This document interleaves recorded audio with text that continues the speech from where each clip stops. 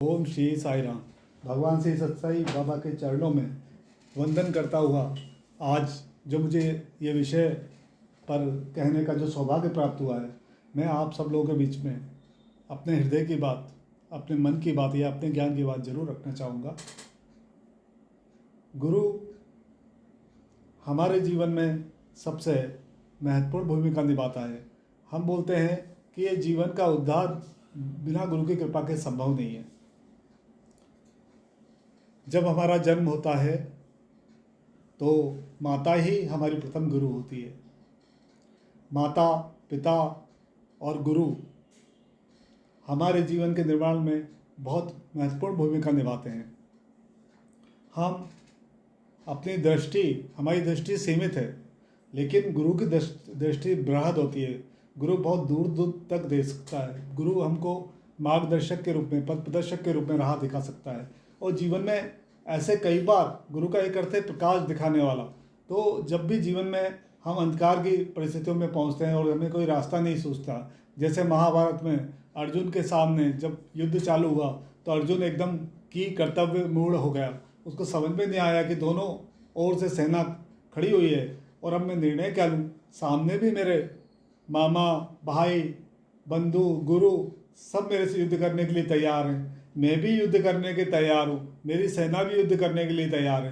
तो क्या ये उचित होगा कि हम इस जगह एक लड़ाई लड़ें? तो उन्होंने कहा नहीं, अगर इन सबको मार के मुझे दुनिया का सारा वैभव में मिल जाए तो ये मेरे लिए उचित नहीं है। और उन्होंने अपने हथियार जो है छोड़ दिए। तब भगवान श्री कृष्ण ने एक ऐसा महत्वपूर्ण उपदेश दिया गीता का कि आज उस उपदेश ने अर्जुन की नहीं, पूरे समाज की दिशा और दशा ही निर्धारित कर दी कि हमको किन परिस्थितियों में क्या निर्णय लेना चाहिए। गुरुर् ब्रह्मा गुरुर्विष्णु गुरुर्देवो महेश्वरा गुरु साक्षात परम ब्रह्म तस्मै श्री गुरुवे नमः। हम उस गुरु का वंदन करते हैं जो ब्रह्मा, विष्णु, महेश की तरह हमारी रक्षा करते हैं। ब्रह्मा जी का काम है कि सृष्टि का निर्माण करना, विष्णु जी का काम है पालन करना और शंकर जी का काम है नष्ट करना, काल में ले जाना। तो गुरु जो रहता है हमारी बुराइयों को हमें बताकर नष्ट करता है, हमारी अच्छाइयों को हमारे अंदर से बाहर निकालता है और हमको एक उचित राह दिखाता है। जीवन में जब भी संघर्ष की, कठिनाई की घड़ी आती है तब हम उससे अपना मार्गदर्शन लेते हैं। बड़े बड़े राजा महाराजा जंगल में अपने साधु संत सन्यासियों से मार्गदर्शन लेने जाते थे। जब राज्य के कार्यों में कठिनाई आती थी तो वो भी मार्गदर्शन लेने जाते थे। और कई लोगों का कहना ये रहता है कि और कोई गुरु नहीं होता, केवल भगवान ही गुरु होता है। नहीं, भगवान गुरु हो सकता है, लेकिन ऐसा नहीं कि और कोई गुरु नहीं होता। जब भगवान शरीर में आए, शरीर अवतार में आए भगवान, तब उनके भी गुरु रहे। गुरु वशिष्ठ जी जो थे उनके राजगुरु थे और उन्होंने उनको दीक्षा दी और वो किया। तो गुरु के अपन ये कह के नहीं कर सकते कि हम तो भगवान से जुड़ गए, हमको गुरु की आवश्यकता नहीं। गुरु की आवश्यकता तो सभी को है। ऐसा कोई मनुष्य नहीं जिसको गुरु की आवश्यकता नहीं है। यह है कि गुरु की बातों में पूर्ण विश्वास होना चाहिए। गुरु के जो कार्य हैं उनको करने में पूरा सहयोग करना चाहिए। अब सबसे बड़ी बात ये आती है कि हम गुरु की परीक्षा लें कि ना लें। तो मेरा ये कहना है कि बिना परीक्षा के तो कोई गुरु बन नहीं सकता। गुरु की परीक्षा अवश्य लेना चाहिए, लेकिन बार बार नहीं लेना चाहिए। एक बार ले लो और उसके बाद उसको दृढ़ता से पालन करो। भगवान श्री सत्साई बाबा का कहना था कि तुम संदेह से मेरे पास आओ लेकिन विश्वास लेके जाओ। तो भगवान ने भी कभी मना नहीं किया कि तुम मेरी परीक्षा ना लो। मेरा भी कभी किसी को ये कहना नहीं कि मेरी परीक्षा ना लो, लेकिन एक बार ले लो, बार बार मत लो। जब तक हम संसार में भटकते रहेंगे। सच्चा गुरु कौन है? सच्चा गुरु वो है जो हमें इस संसार के भवसागर से पार करा सके। आज के ज़माने में शिष्यों को काम नहीं रहती, बस जो बोल दिया बस वो पूरा हो जाए तो गुरु सही है, नहीं हुआ तो गुरु को कुछ नहीं आता। लेकिन नहीं, गुरु आपकी मन की करने के लिए नहीं आता। गुरु आपके लिए क्या उचित है वो करने के लिए आता है। अगर हम ये सोचते हैं कि वो हमारी मन का करते जाएगा तो गुरु भी गड्ढे में जाने वाला है और आप भी गड्ढे में जाने वाले हो। क्योंकि मन को समाप्त करने का काम ही गुरु का है। मन को बड़ा करने का गुरु का नहीं है। गुरु का काम है कि आपका जो मन है, जो ये चित्त है, इनको शुद्ध करने का काम है। आपकी आत्मा और परमात्मा से आपके मिलन का काम है। जो ब्रह्म को जान लेता है वो स्वयं ब्रह्म बन जाता है। तो गुरु कैसा होना चाहिए? जिसने ब्रह्म का ज्ञान प्राप्त कर लिया हो। अब हमको कैसे मालूम पड़ेगा कि ब्रह्म का ज्ञान उसने प्राप्त किया कि नहीं किया? तो इसके लिए फॉलो करने के अलावा और कोई रास्ता नहीं है। सत्य बोलने के अलावा कोई और रास्ता नहीं है। सत्य के बिना धर्म की प्राप्ति नहीं हो सकती। जो लोग ईश्वर के मार्ग पे चलते हुए झूठ बोल रहे हैं, उन्हें कभी भी ईश्वर की आत्मानुभूति नहीं हो सकती है। और जो ये सोचते हैं कि वो अपने गुरु को बेवकूफ़ बना रहे हैं, तो वो उनसे बड़ा मूर्ख कोई नहीं है। वो खुद आज नहीं तो कल पतन के क्षेत्र में जाने वाले हैं। गुरु का काम है जीवन मरण और जीवन मरण से आपको बाहर निकालना, क्योंकि हमारा बार बार जन्म होता है, बार बार मृत्यु होती है। ये संसार सागर में हम जो आए हैं, कर्मों के फल सबको भुगतना पड़ते हैं। अगर मैं भी खराब कर्म कर रहा हूँ तो मुझे उसका फल मुझे भी भुगतना है। ये संसार का नियम है, प्रकृति का नियम है। प्रकृति के नियम बदले नहीं जा सकते। अगर किसी को कोई कष्ट है तो उसका कारण वो स्वयं खुद ही है, उसके लिए कोई दूसरा कारण नहीं है। अगर वो अपने आप को परिवर्तन नहीं करता तो वो कष्ट उठाता ही रहेगा। हमको संसार चाहिए या भगवान चाहिए? पहले हमें तो ये डिसाइड करना चाहिए। भगवान चाहिए तो आप गुरु की कृपा में आओ। संसार चाहिए तो संसार तो बिना गुरु के भी मिल जाएगा आपको। संसार के बिना मनुष्य जो है, भगवान सत्यदेव कहते थे, मन जंगल में होना चाहिए और हृदय जो है भगवान में होना चाहिए। लेकिन लोगों का जंगल में जाने से कोई फायदा नहीं। लोग ये सोचते हैं मैं जंगल में जाके तपस्या करूंगा तो भगवान की प्राप्ति हो जाएगी। भगवान की प्राप्ति जो है जंगल में तपस्या करने से नहीं होगी। भगवान की प्राप्ति अपने मन को, हृदय को भगवान में लगाने से होगी। गुरु की बातें मानने से होगी। गुरु की अपनी इच्छाओं का त्याग करना सीखना पड़ेगा। कितना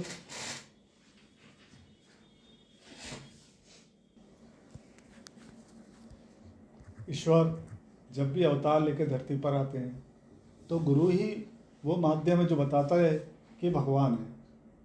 जब अहिल्या को श्राप दिया गौतम ऋषि ने, तो साथ में उनको बताया कि जब भगवान राम आएंगे तो वो तुम्हारा उद्धार करेंगे। अहिल्या ने जब उनसे प्रार्थना की कि मुझे क्षमा करो, मेरी कोई गलती नहीं थी, तब गौतम ऋषि ने जो है उन्होंने बताया कि जब भगवान राम आएंगे तो तुम्हारा उद्धार करेंगे। तो भगवान राम धरती पर कितने साल पहले उनको गौतम ऋषि ने बता दिया।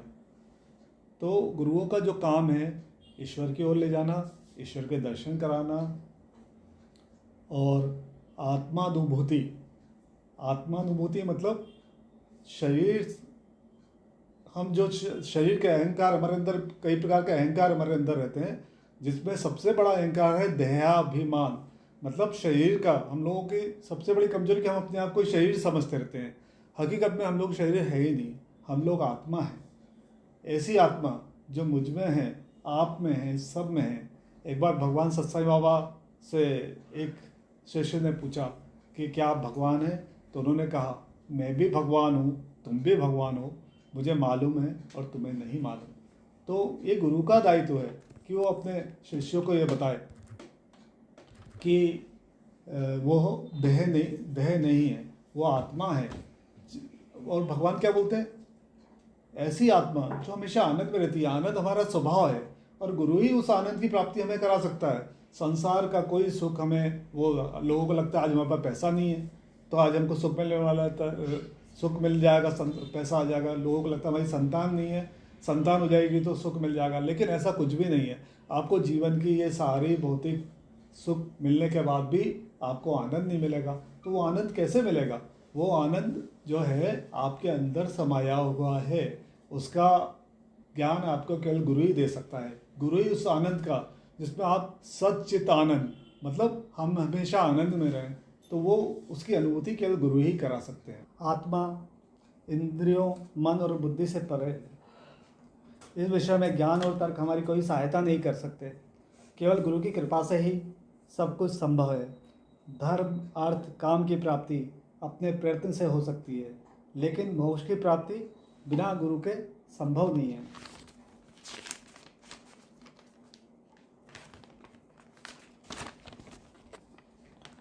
श्री साई सच्चरित में शिरडी साईं बाबा ने बताया कि मैं तुम्हारे हृदय की समस्त इच्छाओं पूर्ण कर दूंगा, परंतु जिसका विश्वास मुझ पर होगा सफलता केवल उसी को प्राप्त होगी।